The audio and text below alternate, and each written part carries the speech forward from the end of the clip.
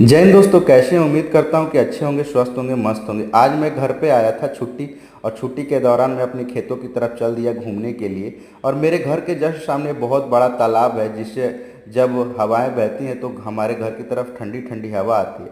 उसी दौरान सती मैया का जो मंदिर है, मैंने वहाँ पे उनके आशीर्वाद लिया। जब सती मैया के मंदिर में प्रवेश किया तो देखा बहुत सारे कबूतर थे, और माता के मंदिर को सफाई की आवश्यकता थी, तो मैंने सोचा कल माता के मंदिर को साफ करूंगा। और यह पीपल का वृक्ष है जो प्राचीन है। यहाँ पे हमारे गांव के मरने के बाद जो भी क्रियाएं होती हैं यहीं पे की जाती है, इसी पीपल के पेड़ के नीचे।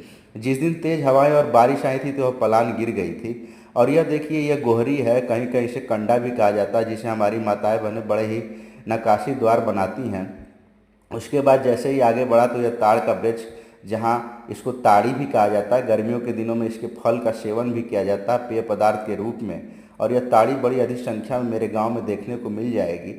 जैसे मैं आगे बढ़ा तो फिर जो है यह आम का वृक्ष, जो कि टिकोढ़ा ले चुका था। टिकोढ़ा मतलब कि आम का छोटा फल। मैंने जो है अपने बचपन को याद करते हुए कूद के इसको पकड़ा और एक टिकोढ़ा को तोड़कर मैंने खाया। हालांकि छोटे फल को तोड़ना नहीं चाहिए, मैंने खाया तो बड़ा ही खट्टा महसूस हुआ और बचपन की यादें मेरी ताज़ा हो गई। हम लोग ऐसे ही जब छोटे थे तो करते थे। उसके बाद धीरे धीरे मैं अपने गांव के सरकारी टिबुल की तरफ बढ़ गया। यह वही सरकारी टिबुल है जब हम लोग अपने गांव में छोटे थे तो गाय चराने का काम करते थे। जब गाय चराते थे तो दोपहर के समय गाय को इन्हीं टिबुल के आसपास छोड़ के इस टिबुल में खूब नहाया करते थे। अब वो दिन हमको याद आते हैं तो कहीं ना कहीं मन बड़ा ही दुखी होता है कि वो भी अब क्या दिन था। बचपन बड़ा हसीन था। उसके बाद जैसे ही आगे बढ़ा तो देखा कि यह भूसा रखा हुआ, भूसा जिसमें रखा है ये बड़े बड़े, इसको भक्कू कहा जाता है। बहुत कम लोग जानते होंगे, जो ग्रामीण परिवेश के होंगे वही जानते होंगे। उसके बाद मैं ताड़ के वृक्ष पर चढ़ने का प्रयास कर, हालांकि एक हास्य का वो था, मैं अपने भाई को चिढ़ा रहा था कि मैं चढ़ जाऊंगा। हालांकि बिना बिना प्रैक्टिस के कोई नहीं चढ़ पाएगा ताड़ के वृक्ष पे। तभी वहीं पे एक गणेश चाचा थे हमारे जानने वाले, उनका घर है।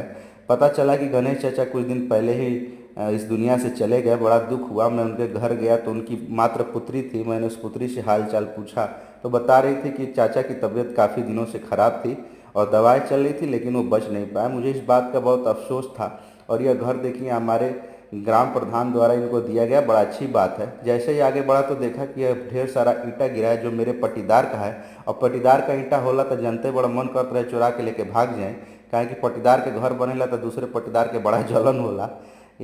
मात्र एक हंसी है।